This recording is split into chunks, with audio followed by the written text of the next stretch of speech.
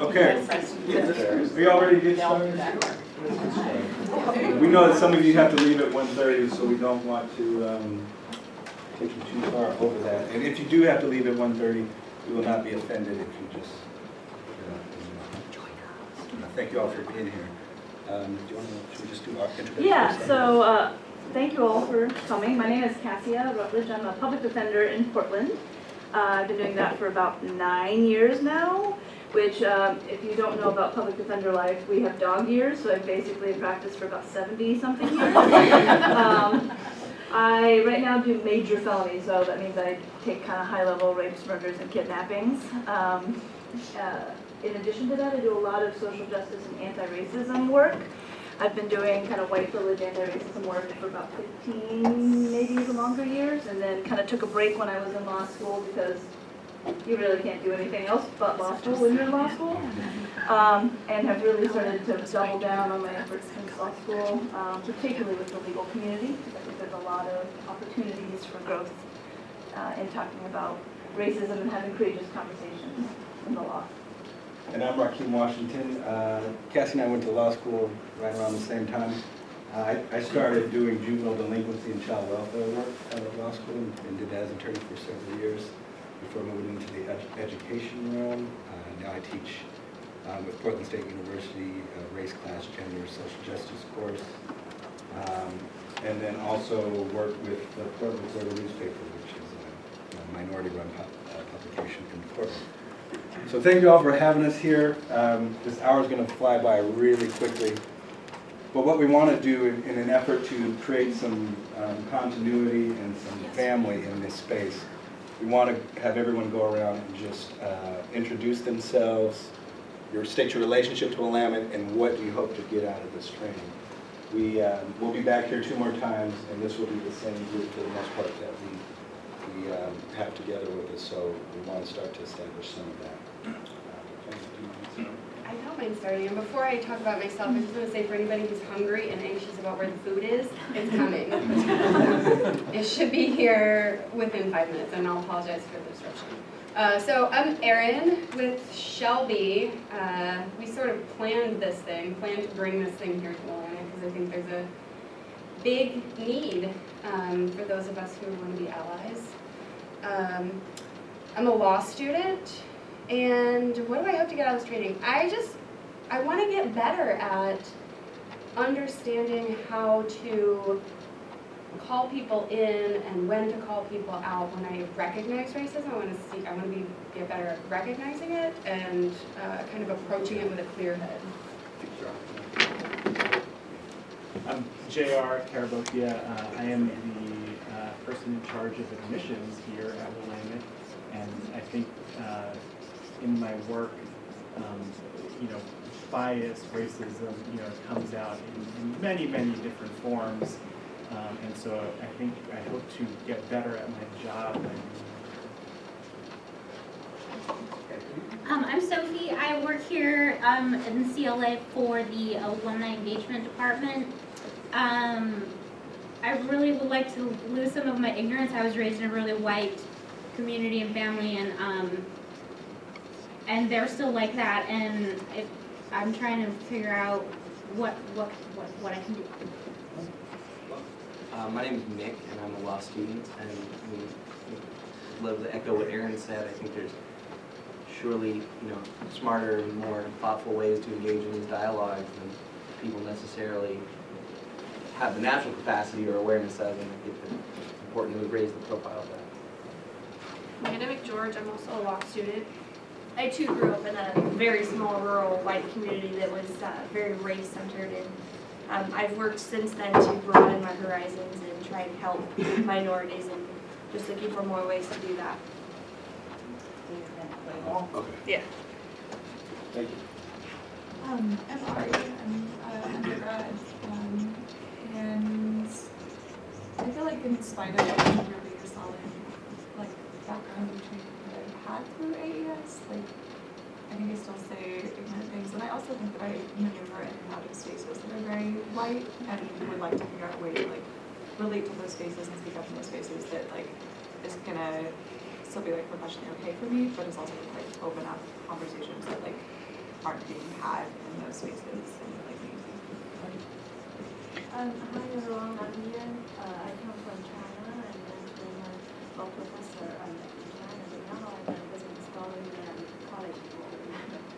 And my interest in this training is that I think that since the 18th century, since the Civil War of when country America, and that the racism and the fight against the racism has become a major part of the whole society. So I think after attending this training, it will give me a better understanding of the real American society and this special texture.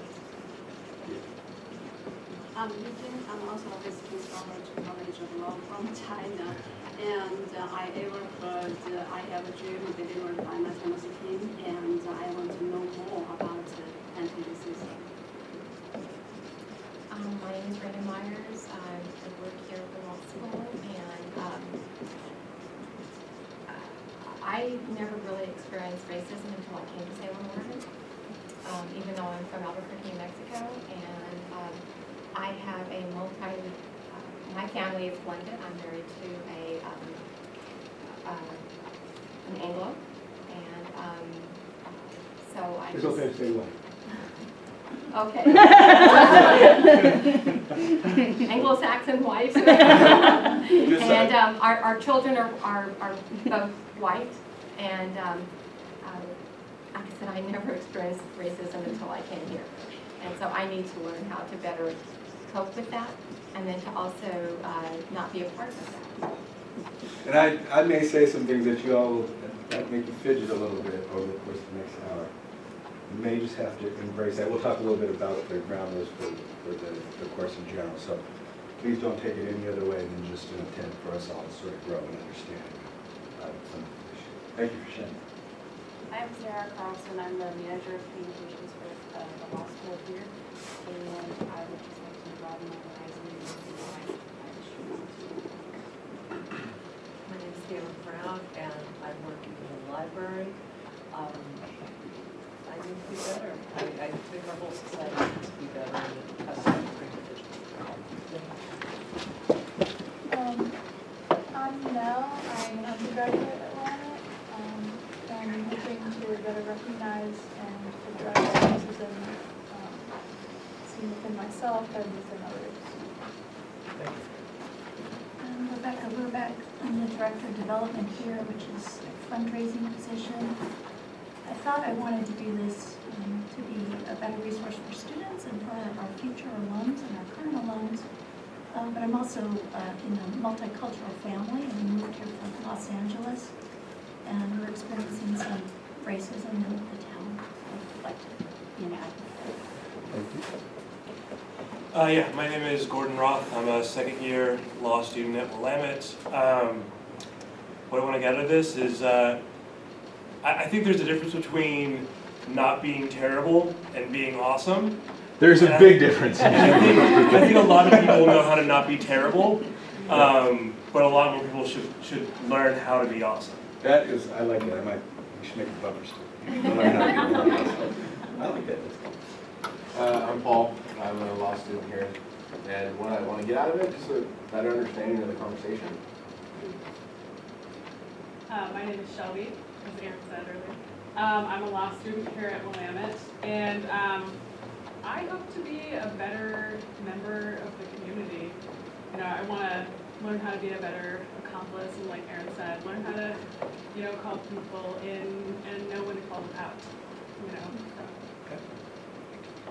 Hi, Megan Oshiro. I'm a second-year law student here at Willamette, and I hope to become more aware of my own privilege. I'm half Asian and half white, so sometimes it's navigating those two identities for me, but I hope to gain a lot of things that I've already said. I can become a better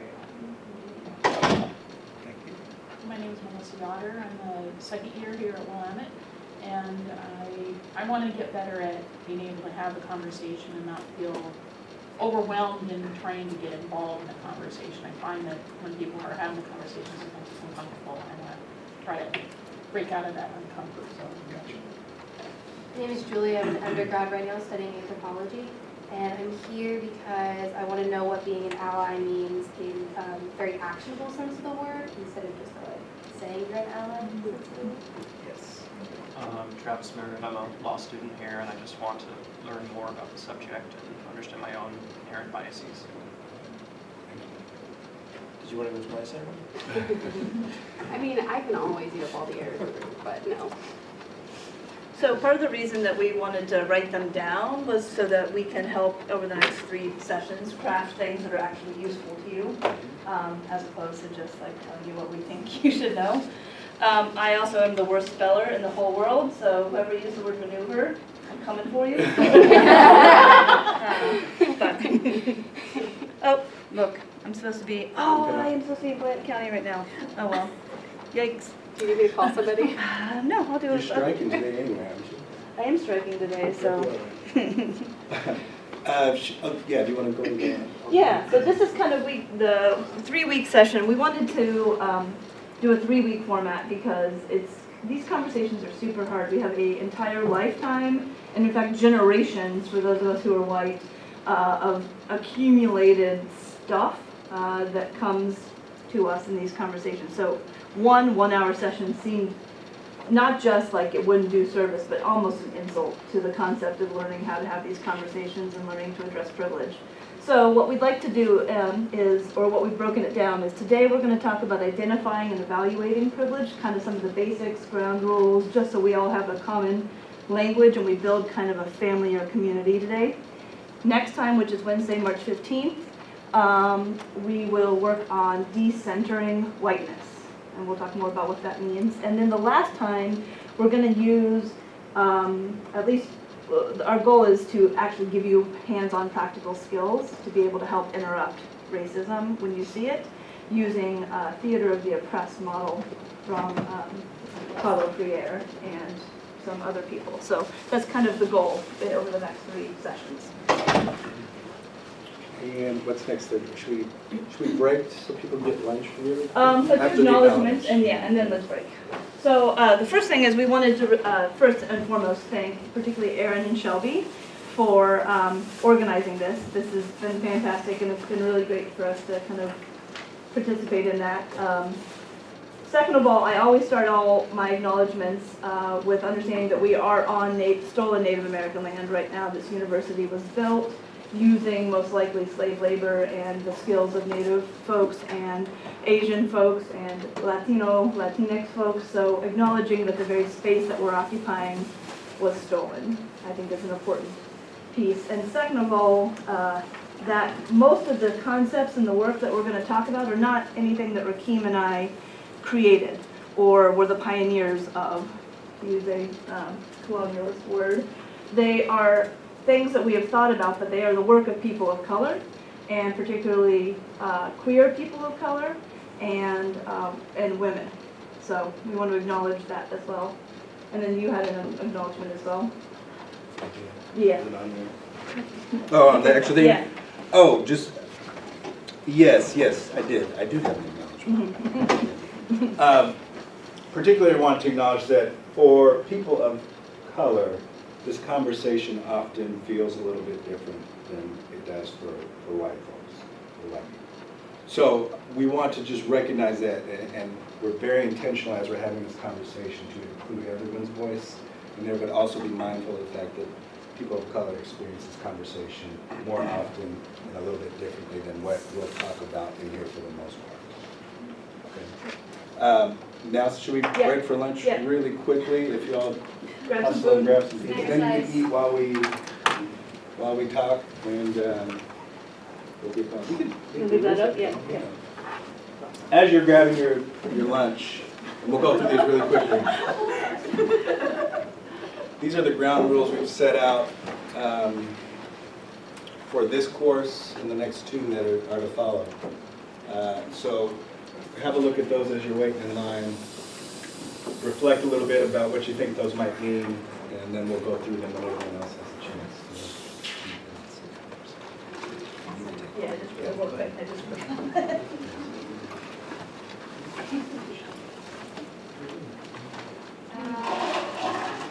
while y'all are waiting in line, did anyone have an answer to number 6? My son was sick today. Oh, absolutely. I'm a big fan, and Psyduck is my favorite. Okay, I will report back. Okay. And you also? No, because I missed it by like a year and a half as a kid. So I was just too old. Well, it was that the worst part of being a teenager where you're like, I'm too grown up for this. That's kid stuff. Got it. So it hit just when I was in that phase. So you not only missed it, you actually ignored it. Yes. Yeah. Same. Yeah. My That whole era. My son is 4, and I had to pick him up from school today because he was sick. And so I brought him back to my office, and we're waiting for him to get picked up. And so I'm sitting there, and he said, "What are you doing?" I said, "Oh, I'm just trying to help people get to know each other." He's like, "You should ask him about Pokemon." I'll do that. I'll put a question on there about Pokemon. So I will report back. My son was a total fan. Okay. Never could figure out why he couldn't remember his multiplication facts, but he could remember every Pokemon in there. I know. Yeah. And it's a video game, right? Yes. Okay, because I was trying to explain that maybe it's a video game. Yeah. Oh, it's a cartoon. It's everything, man. Oh, okay. Okay, I mean, I know it, but I didn't know how to explain it. I know, I looked at the email list. Cartoon, I mean, that Team Rocket, it's got some adult elements to it. Kind of like Sesame Street, if you really said it was Sesame Street, it was for adults. Oh my God, you made my day right now. So now there's this app where you go out into the community. And so when I woke up at 7 o'clock and went to screaming. I realized what was going on. It was a big deal. So that's how my day started. Then he proceeded to get sick.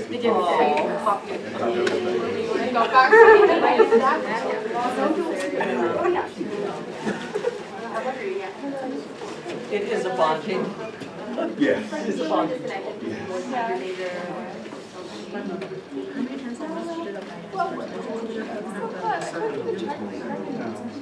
Okay, that one happened once. I'm not so sure about getting it back.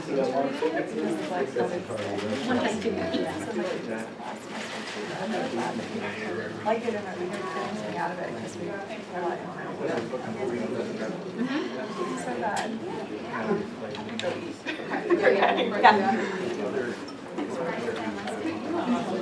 Oh, yeah.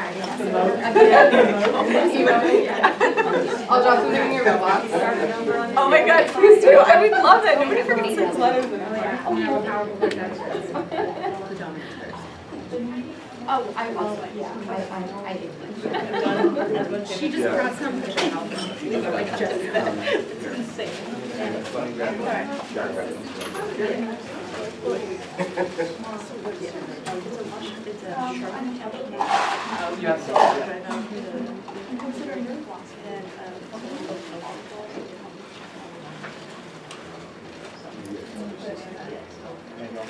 Okay, let's go through the ground rules really quickly, because we want to jump into the meat of this. So come here, sit here and listen to us. Yeah. The whole time. So. Yes, you want to go ahead? Sure. So a lot of these might sound familiar to you if you've done any sort of courageous conversation work. The first one is to stay engaged. What do you guys think that means? Well, to be mindful to other people's, feelings and not just to, like roll your eyes and go, gosh, I've heard this before, and also to, I'm going to just say it, not to play with your cell phone. Yeah, don't go chasing Pokemon. Yes, to turn it off, turn it over, hide it from yourself, because that's very distracting. Yes. And people will notice that, and they'll say, well, they're not really here to participate, they're here to just show up and to say that they attended. Yeah. And cell phones are very distracting. Yes. And this also happens on like an internal level too. Sometimes I notice when I am attending something and somebody says something that pisses me off, I go elsewhere. I'm like, all right, so after this I gotta go read my contract writing, and I've got, staying engaged means no matter how uncomfortable it gets, just kind of sitting with it, trying to stay right here. Which is kind of number 2. Experience discomfort. What do you think, what does that mean to people? besides, you know, we're not gonna poke you with anything. It might highlight some of the ways that we're wrong, but we can just sit with it. Yeah. Might make us defensive. Yeah. Speak your truth. That's really hard because as a staff member, we have been told to squash what we want to say because, and that is very, very hard. Yeah. You know, and I haven't mastered that yet. Yeah, and I think that's particularly true in like a school environment, particularly as law students. I mean, the messages, at least that I got when I was in law school, are be really careful about your professional reputation. Everything starts here. You never know who's listening. You never know, you know, what impacts this could have.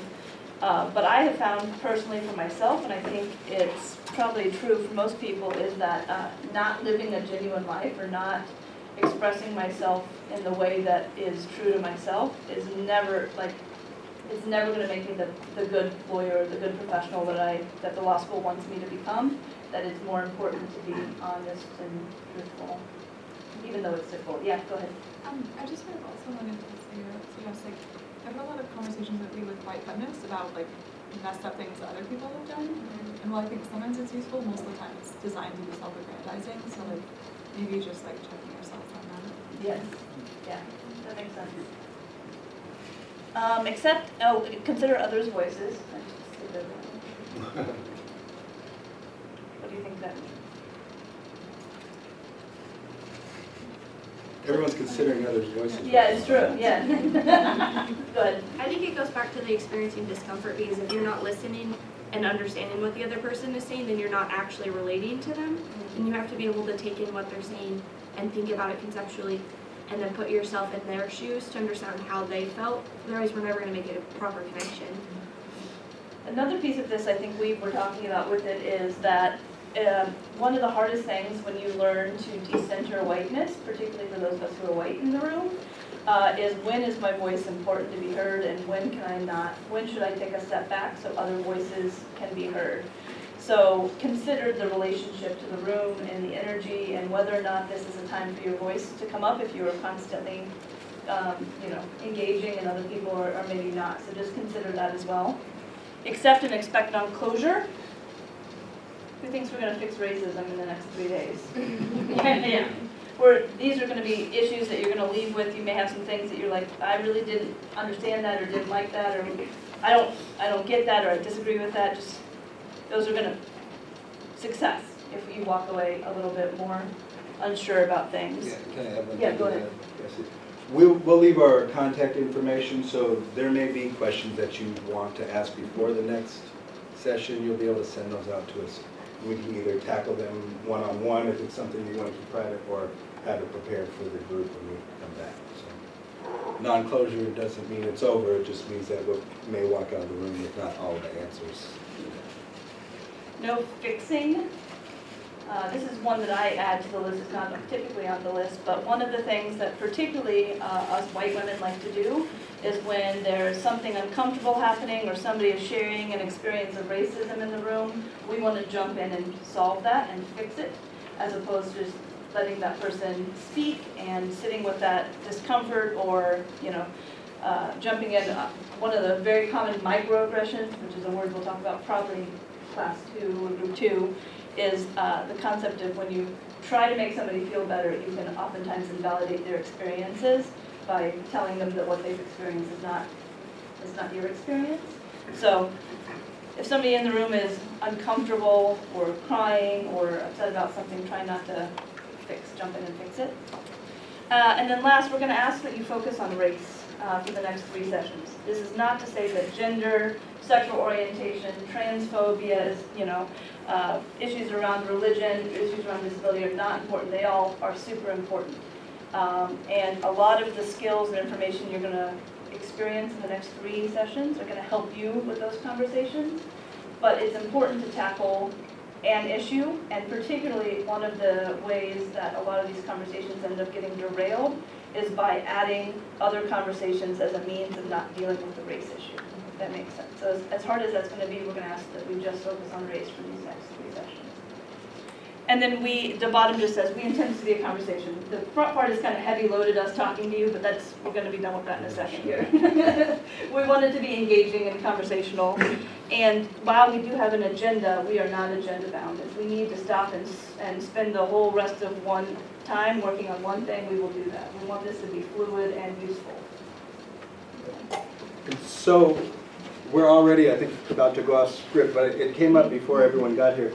There was some conversation about a post that had been going on, or posts that had been going on in regards to this training. If someone can would you mind Yeah, I summing can that up? summarize that. Yeah. Those of you who are not law students and not part of our Willamette Current students group won't have seen that. But Shelby posted a reminder post to the Current Students page. And it had our flyer on it. And actually, she and I had been contacted by Dean McAlpine, who's a student of Dean of Students, earlier to say somebody was concerned about the use of the term white supremacy on our flyer, was offended by it, and she needed to see a copy of the flyer to know how to appropriately respond. Now, she didn't ask us to change anything or do anything differently, but I was already kind of aware that somebody had complained. So a student who I actually have never met commented on Shelby's post and said something very sarcastic like, "Oh, thank goodness, my whiteness was way too centered." Because on the flyer, I don't know if y'all have all seen it, but on the flyer, we specifically mentioned decentering whiteness. So this was a sarcastic way to kind of poke at us. And I thought about not saying anything, but I really have a hard time not if it's in a public space where the entire law school will see it. And so I commented something to the effect of, well, you know, given the fact that you feel entitled to make a deprecating joke in a public forum where the entire law school will see it, I would have to agree with you that your whiteness is too centered. To which he responded something to the effect of, the fact that I was involved in planning this event meant that I had no self-awareness, and that I should get a mirror or something like that. Which I think means I'm a white girl, so I'm not supposed to talk about race, or I'm not supposed to have a. That's what I took from it. Yeah. And then later he said, "Please don't take away our Klan meetings." So these are the types of things, and thank you for sharing that, Karen. And the reason I think it's important to bring that up, number one, it's something going on in your local community right now, and so some of you probably saw some of those posts were a little bit disturbed by that. But it also, in terms of talking about privilege, goes directly into what today will be about. And there's a couple instances where you can see this person's privilege intersecting that conversation, right? One, the first one, and we'll talk some more about this later, but just having the audacity and the ability to interrupt a space that doesn't even have anything to do with him. He had no intention of being here. I don't know how he found the post. He probably stumbled across it. Well, I think He saw the everybody flyer. you get notifications when new posts go up. We all get them, the whole school gets them. And so he found in that space, he found the leeway, he found the energy, he found the gall, so to speak, to interrupt that space. But then number two, particularly with something online, people can opt out of those conversations. Very easy. What you'll notice is that people of color can't opt out of this conversation as easily, even if it's online, but particularly when it's in the real world. There is no opting out for people of color in the real world, whereas white people can often just say, you know what, I don't really want to deal with that today.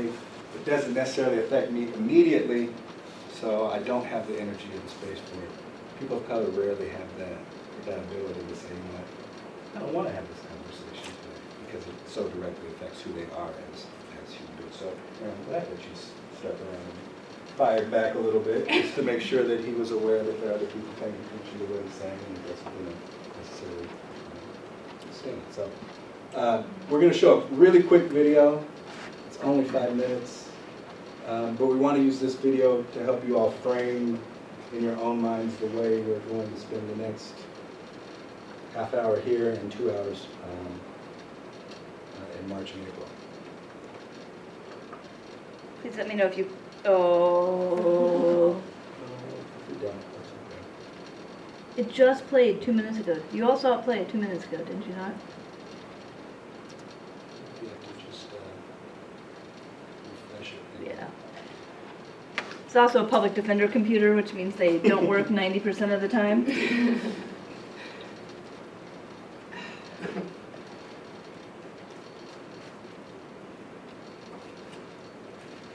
We waited too long.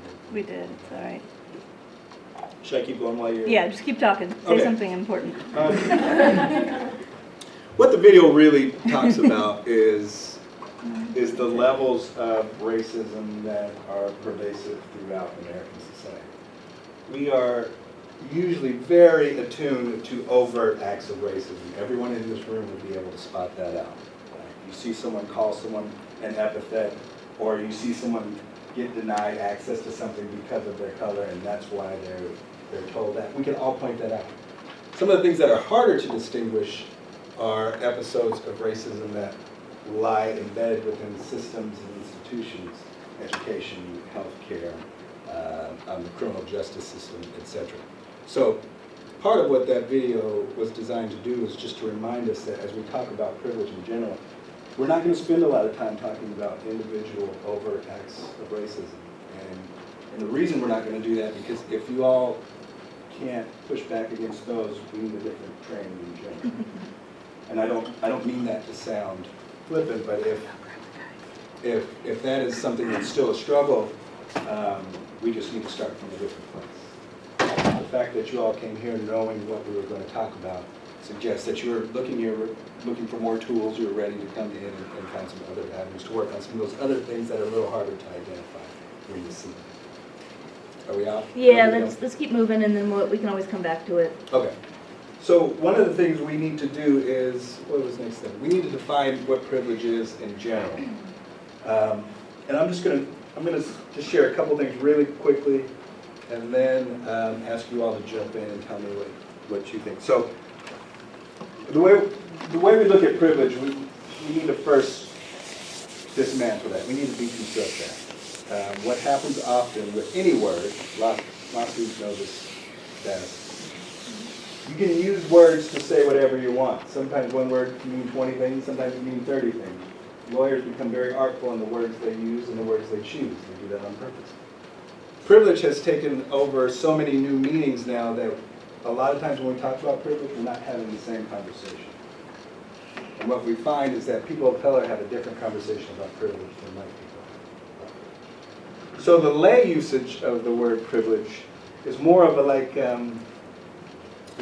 a happenstance. I happened to be lucky and be in the right place at the right time, and I took advantage of that opportunity, and that's how I got what I got. That's not how we're going to define privilege today. That's not what we're going to talk about when we talk about privilege today. When we talk about privilege, I'm just going to read this so I don't want to leave any of these words out. Privilege is the systemically conferred dominance that makes whiteness the norm and universal. Inferred in that definition is the presence of power.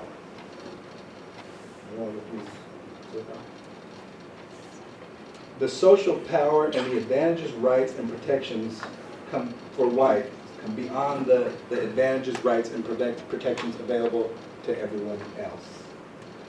So what that's really saying is that the way our system is and our institutions are set up is that we have placed higher value on whiteness than we have for other folks of color.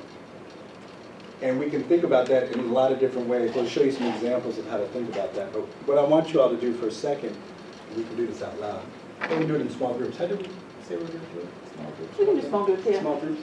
If you stay in your group that you're in with your name tag, or just whoever you're sitting by now at this point. And what we really want you to do is come up with as many characteristics of privilege, what you think privilege is, list as many of those characteristics as you can. We'll write them down on the whiteboard. We'll fill in the ones that you missed, and we'll add to our collection the ones that you identified. So just take about 2 or 3 minutes with your group. What do you think the characteristics of privilege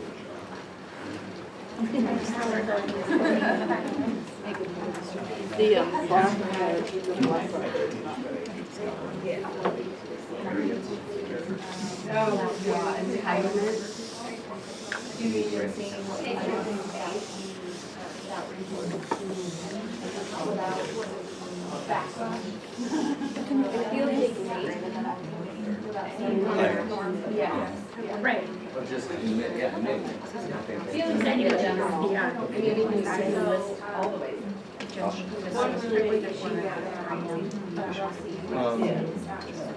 Belonging, people feel like they, when they're privileged, that they feel like they There's a lot have of violence, unnecessary police violence. So, Yeah. say you have. I'm sure there are. This situation is vastly different. We don't want to do that. It's shot. It's hard. Yeah. I think we're gonna skip the video anyhow, because we're running out of time. Thank you. Yeah, you know.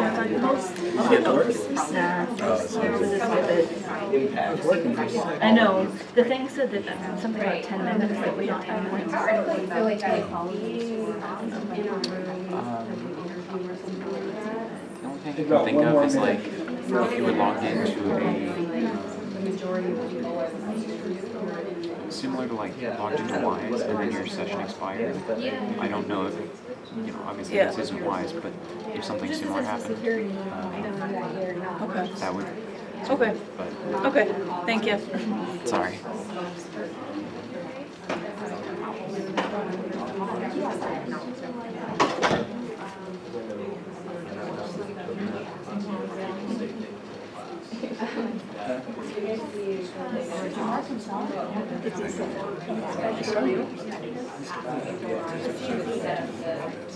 Yeah, that was so fantastic. I watched it like 4 times. I couldn't believe it. I think white privilege in that situation would be not being assumed to know everyone but black wants that. You know what I mean? That was. Okay, come on back. Since we're running a little bit low, we want to make sure we keep moving, get through as much as we can today. Anybody want to have something on their list they'd like to share? You can just shout it out if you want. Access. Access? Access to? Access to resources that other people don't have. Okay. Freedom to say and do as you wish. Freedom to say and do as you Without wish. consequences. Yeah. Okay. The ability to speak publicly about racism. My writers have been targeted with emails based on speaking about race, and it's only people of color writers. Anybody else? Yeah. We generally feel safe. Just in navigating the world in general. Generally feel safe, yeah. Generally, you can go for any kind of like medical or professional service and find people who look like you and have some exposure to your culture. Okay. Find people that look like you, exposure to your culture. Never thinking that you'll be denied something based on your color. You'll be able to enter school or a bank loan or something. Right. That might fall into access, but it's a little bit different though. So anyone else? I think interacting with police, you know, not feeling, I mean, that goes under safety, but not feeling like I'll be targeted because of the way I look. Not having to be the spokesperson of your race every time you're giving a person color.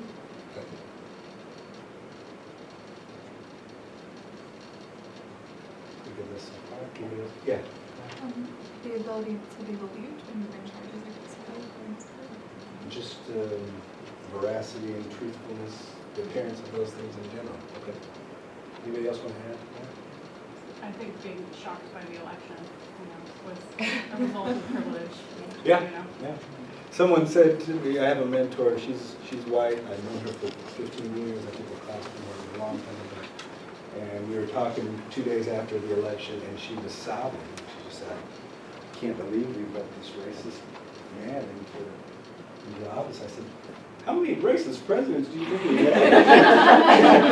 It's not the first one. Probably up into the dozens by now. So I appreciate your sadness, because I'm sad about it too, but I don't appreciate the sort of ignorance of where we've been before here. These are all very important things. These are all. Okay. Was there something else? No, I was just making sure they could access it. Okay. These are some of the things that you get or don't get due to privilege. I think what's important to remember is that privilege, whiteness, race in general is socially constructed. It's not human nature. It's not some natural course of events that led to this. It's social construct. And when we keep in mind that it's socially constructed, that means we also have to dive into who does the social construct benefit, where did it come from, how did we get here, etc. So as we're defining privilege, keep in mind some of the other things that help with in terms of characteristics is that privilege, what privilege does is norm of people's experience. So if you have privilege, your experience is now norm. Everything that other people experience have to be based on the way the dominant white culture experiences the world. So think about that in just some of the way we talk about privilege in general. Or when we talk about, African Americans and Latino males in particular being overrepresented in the criminal justice system. Right? We've all heard that. How many times have you heard white people being underrepresented in the criminal justice system? We don't think about that. And the reason we don't think about it that way is because we've normed the whiteness to be, we're going to start from there. That's just the average. That's just where we're starting from. Everything else has to fall in line beyond that. Along with that, some of the concepts, and we'll talk about this more next week or the next session as well, is that the concept of diversity and inclusion itself is problematic. Because the concept of adding diversity and including is who are you including and what are you including them in? And so typically that starts out with this is white people's space and we're going to add some diversity to that. We're going to change that dynamic to add some people of color or include some different voices in our white person's space. So even our efforts sometimes to do equity or to do justice are steeped in the concept that whiteness and white experience is centered. Another characteristic that I think is important to remember is that remember we're not going to be talking a lot about individual actions and motives in these 3 sessions, but individual intent is irrelevant. You may sympathize with people of color for a particular reason, but if you are a white male, you still navigate the world as a white male. You may say, you know what, back in around 15th Amendment time, people of color are going to get the right to vote, and I sympathize with them. Whether they get the right to vote or not does not affect your right to vote as a white man. So your individual intent in those moments is irrelevant, and it means that if your individual intent is irrelevant when we're talking about privilege, step back away from the individualness of your conversation. Again, focusing more on the systemic and the institutional.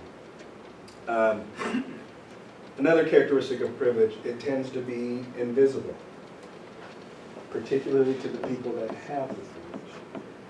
And do we have time for just a real quick story? Okay. Yep, do it. I talk about my children sometimes because they so illustrate these social norms. They have an 8-year-old and a 4-year-old. My 8-year-old daughter discovered about 3 years ago that she likes Ghirardelli chocolates, the ones that have caramel in them, and so that she gets like 2 of those a week. And I only buy them once a week. I go to the store, I'll buy a pack, she'll get 2 of them a week. At the time, her brother was 1. He wasn't eating chocolate. A couple years later, he realized he likes those too. It wasn't until she realized that those had to be shared that she recognized that she had privilege. She didn't recognize that those weren't just hers. They were something that was being shared with her by everyone in the family. When we added someone else to the family, then she recognized that that was privilege, and it didn't feel good to her as it was being taken away. So sometimes that's what we mean about the invisibility of it. Sometimes you don't see it if you have it, until pieces of it start to fall away, which is why affirmative action debates always take such an interesting turn, because there's this premise. Often when you hear folks talking about affirmative action, it's like, well, that was my space in college and it went to someone else just because of their race. Well, what made you think that you were going to get into that school anyway?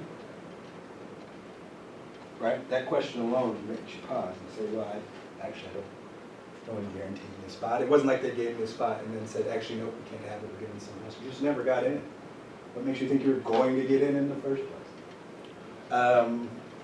One more that I want to make sure we talk about, because we're going to show you a few clips here in a second, but since whiteness in general is normed, part of our culture is just, it's a bombardment of that norm. It's images, it's music, it's movies. It is a continual promotion of what it is to be the norm, which is essentially whiteness.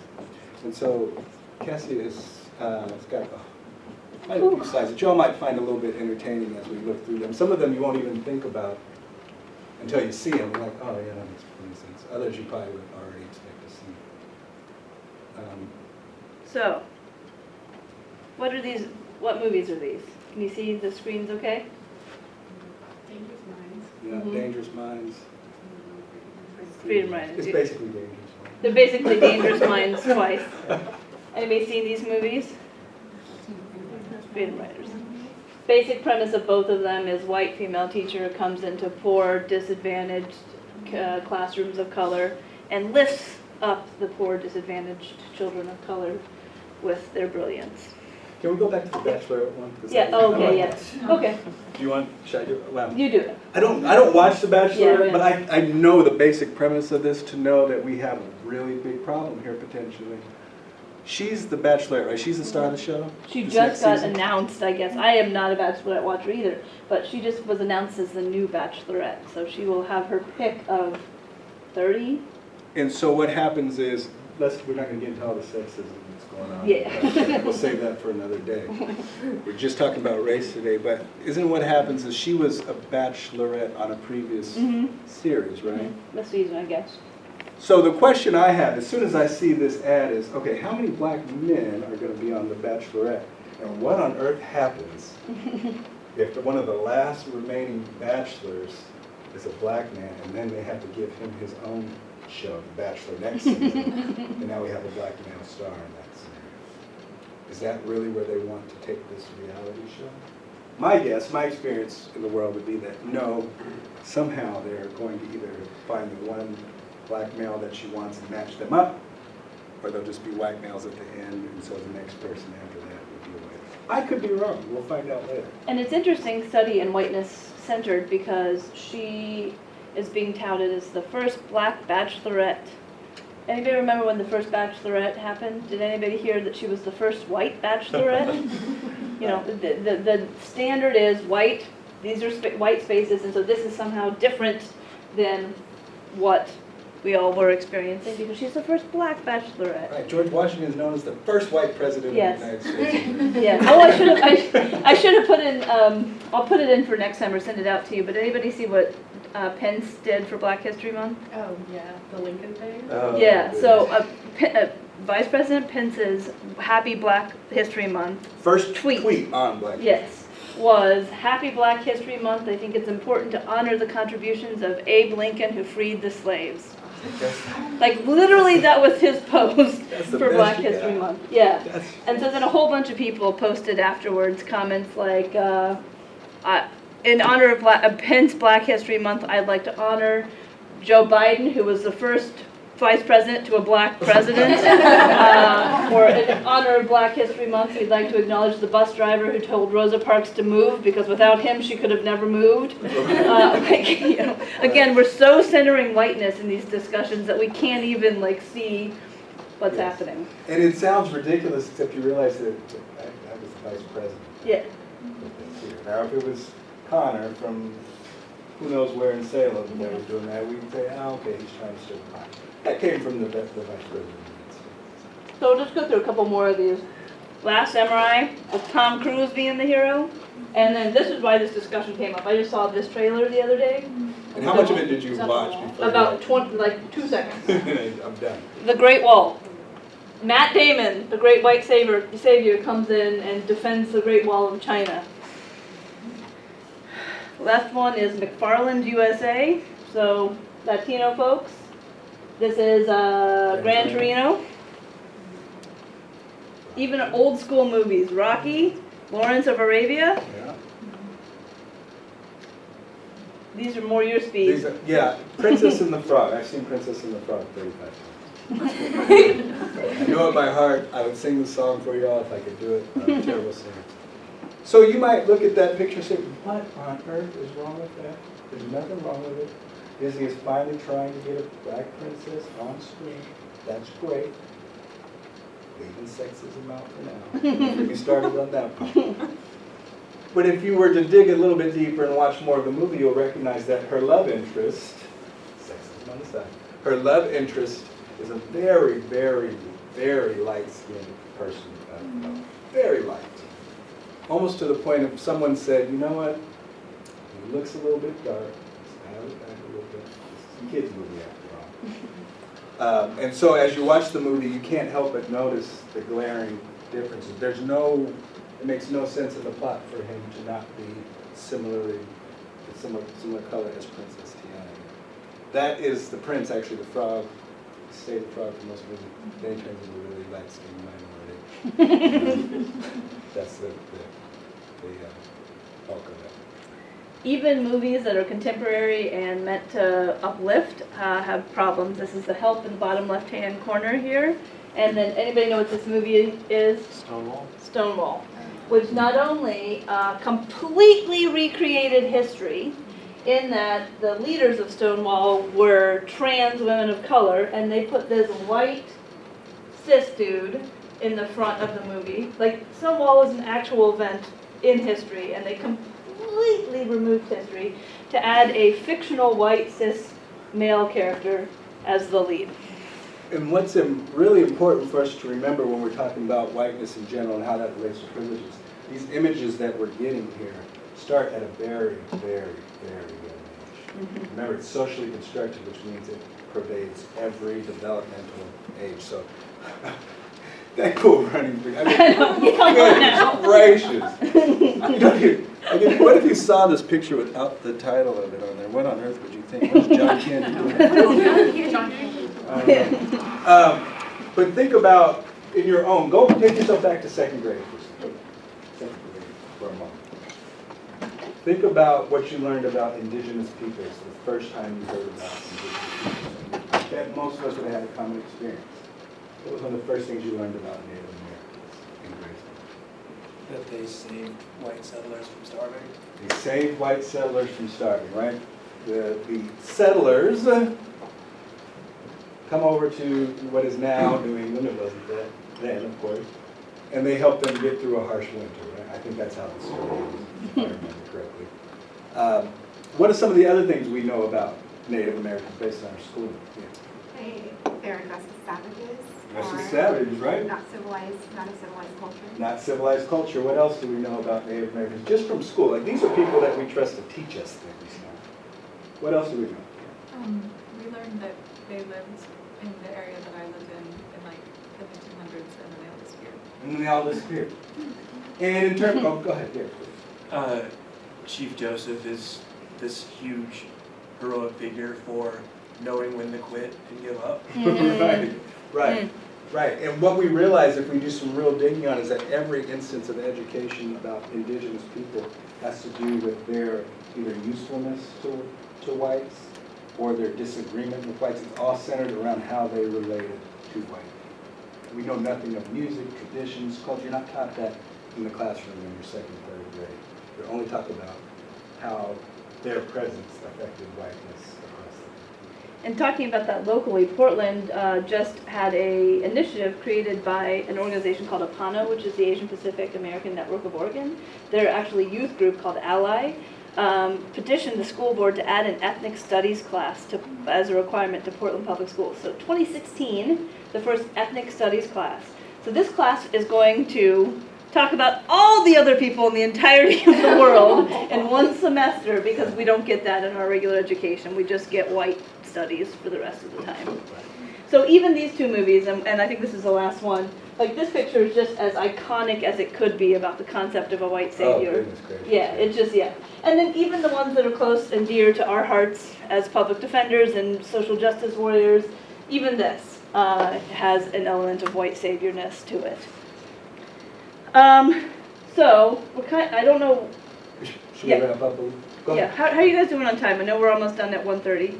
How are people feeling about time? If we went 5 more minutes, is that okay? And get up whenever you need to. So do you want to talk, before we do the last thing, do you want to talk about whiteness and kind of as a system versus individual? Yeah, Or, you want me to start? yeah, You start? you go ahead. Okay. When we're talking about, actually, you know what, let me give them, I'm going to give you all an example, Yeah. then you can talk about it in small groups, because this might be better than listening. So, the question I want you all to tackle is, how does what I'm about to tell you, this is a real thing going on in the country. How does that affect whiteness in terms of an individual lens, and then how does it affect whiteness systemically? So here's what we're going to talk about. The Army just days ago finally okayed dreadlocks for women. Since 2014, you have been able to have dreadlocks, cornrows, turbans, hijabs, what else am I missing? Other religious wear since 2014. So I want you all to talk amongst each other about what that means individually for people that are in the Army and experiencing any sort of discrimination, etc. And then how did that happen systemically? How did we get to a place where we're only in 2014 and finally having conversations about what people wear in the Army and why that's there? Does that make sense? That's kind of a convoluted way to ask that question. But I'm pretty sure once you all get talking. Just take like 2 minutes or so.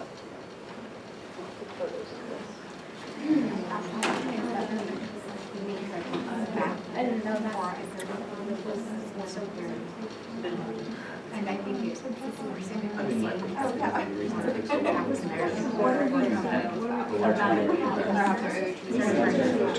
Say what? Oh no. It's not mine, it's really the other one. Right.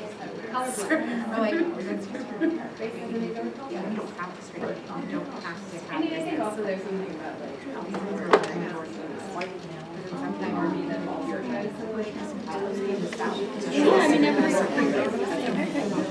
Yeah, I mean, and I can understand, I think, them to have some unity and stuff, but, for religious reasons, I think that's a lot. I think once you get out, it's like you're allowed to wear hair It's still pretty controlled. But yeah,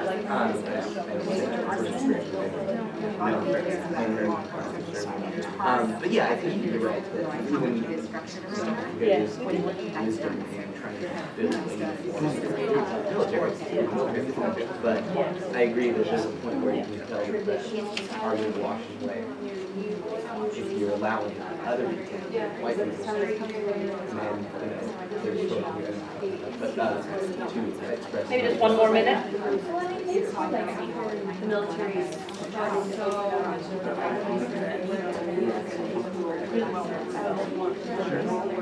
and so I can see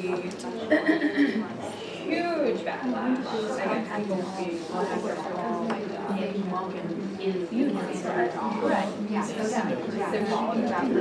see all those folks who are like, you bachelor. There's something different. No, it isn't.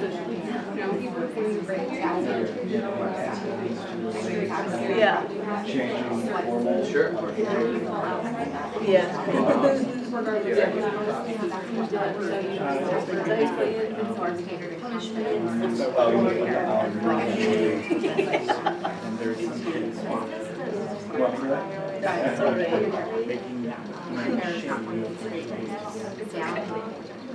Okay, let's come back. So just wrap up wherever you are and take a few more seconds.